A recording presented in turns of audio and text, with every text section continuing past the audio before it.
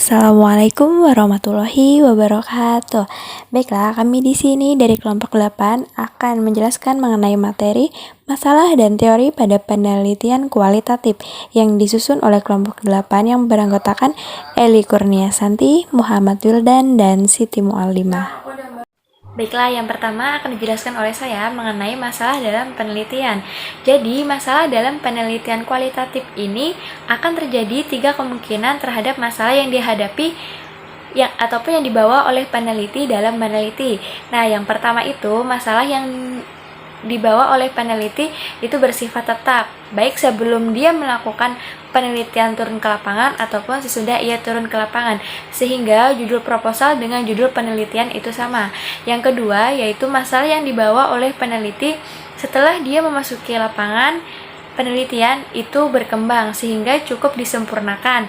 Nah, yang ketiga yaitu masalah yang dibawa oleh peneliti setelah memasuki lapangan, penelitian itu bersifat berubah total, yang mana sehingga harus diganti masalahnya. Baiklah, hal ini dapat kalian pahami pada gambar yang telah kami sajikan di makalah kami pada halaman 3. Yang kedua yaitu menemukan masalah. Pada dasarnya, masalah adalah suatu keadaan yang bersumber pada hubungan antara dua faktor atau lebih menghasilkan situasi atau menimbulkan situasi, sehingga memerlukan upaya untuk mencari jawaban. Nah, kondisi kelayakan suatu masalah untuk dikaji dalam penelitian dan mempertimbangkan subjektif yang berkaitan dengan kondisi peneliti yang baik minatnya, kompetensi maupun pengalaman penelitian sebelumnya. Pada dasarnya, masalah dipandang cukup berkualitas dan dapat dikategorikan apabila memenuhi kriteria sebagai berikut. Nah, yang pertama itu masih baru, mutakhir, terkini. Yang kedua, menarik dan aktual untuk dikaji. Yang ketiga, mempunyai manfaat praktis apabila diteliti. Yang keempat, memadai untuk dikaji. Yang kelima, memiliki nilai penemuan yang tinggi. Yang keenam, belum pernah dikaji dalam penelitian lain. Yang ketujuh, bukan pengulangan dari masalah yang dikaji orang lain. Yang kedelapan, menjadi problema yang dihadapi oleh masyarakat luas. Yang kesembilan, dirasa penting untuk ditemukan jawabannya. Yang kesepuluh, memiliki referensi teori yang jelas. Yang kesebelas, memiliki bobot dalam dimensi operasional. Yang ke-12, dapat dirumuskan hipotesisnya.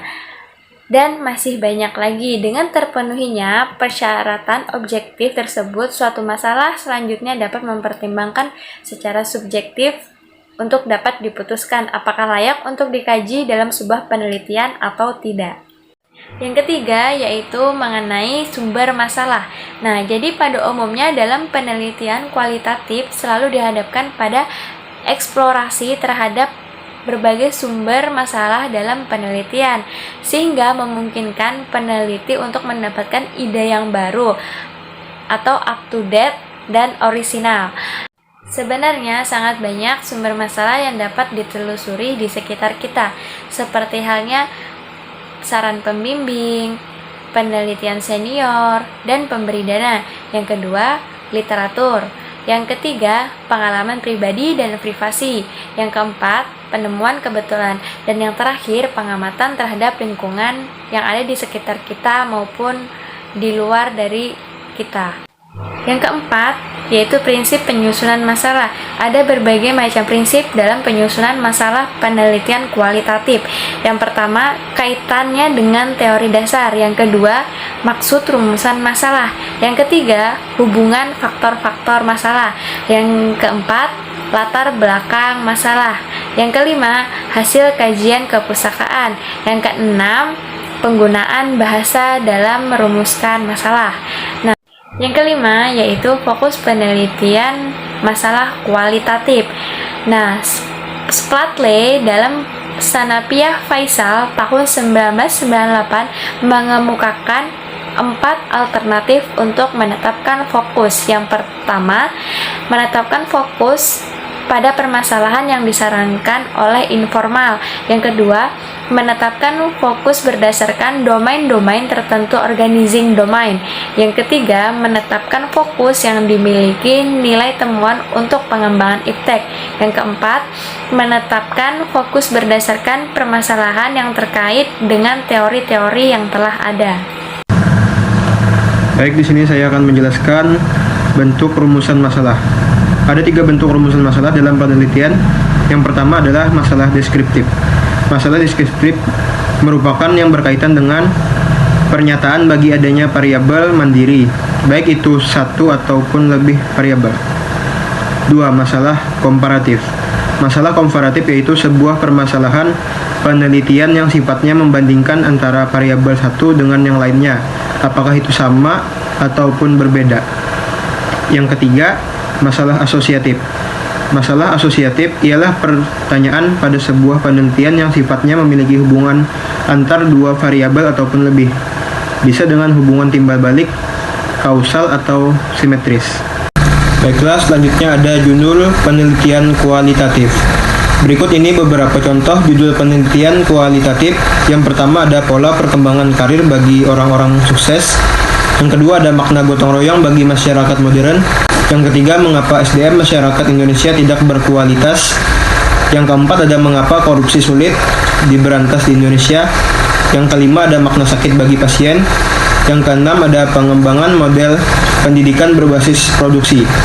Jadi judul penelitian kualitatif tentu saja tidak harus mencerminkan permasalahan dan variabel yang diteliti, tapi lebih pada usaha untuk mengungkapkan fenomena alam, fenomena dalam situasi sosial secara luas dan mendalam, serta mengemukakan hipotesis dan teori.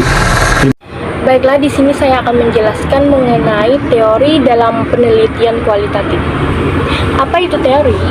Teori adalah seperangkat dalil mengenai hubungan antara berbagai konsep. Pada umumnya, dalam penelitian kualitatif, teori berguna sebagai sumber inspirasi dan juga sebagai pembanding. Dalam sumber lain juga mengatakan bahwa teori adalah seperangkat konsep, definisi, dan proposisi yang disusun secara sistematis sehingga dapat digunakan untuk menjelaskan dan meramalkan sebuah fenomena. Teori dalam penelitian kualitatif juga sering disebut dengan teori lensa atau lens teori atau teori perspektif yang berfungsi untuk membantu meneliti untuk membuat berbagai pertanyaan peneliti, membantu bagaimana mengumpulkan data dan menganalisis data. Selanjutnya adalah perbedaan mengenai teori di dalam penelitian kuantitatif dan teori dalam penelitian kualitatif. Dalam penelitian kuantitatif, jumlah teori yang digunakan sesuai dengan jumlah variabel yang diteliti. Sedangkan dalam penelitian kualitatif yang bersifat holistik, jumlah teori yang harus dimiliki oleh peneliti kualitatif jauh lebih banyak karena harus disesuaikan dengan fenomena yang berkembang di lapangan.